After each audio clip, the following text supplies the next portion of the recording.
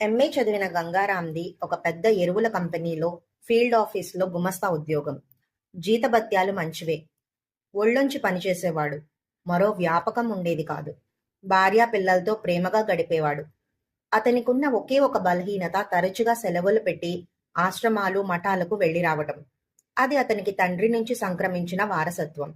ఇద్దరాడపిల్లలు పుట్టాక కూడా దాచుకోకుండా తండ్రిలాగే డబ్బంతా అలా తగలేస్తున్నాడని తల్లి మణ్ణెమ్మ వాపోయినా పట్టించుకునేవాడు కాదు.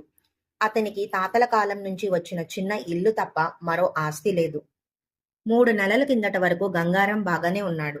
క్రమంగా తలనొప్పి రావటం, వస్తువులు రెండుగా కనపడడం మొదలైంది. అప్పుడప్పుడు స్పృహ తప్పేది. మఠం ఆస్పత్రిలో చేరాడు. పరీక్షలన్నీ చేసి మెదడులో కణితి పెరుగుతోందని నిర్ధారించి ఆపరేషన్ చేశారు. 3వ రోజున తెలివొచ్చి భార్యా పిల్లలను పలకరించాడు. 4 రోజులు బావున్నాడు. 7వ రోజున కోమాలోకి వెళ్ళిపోయాడు.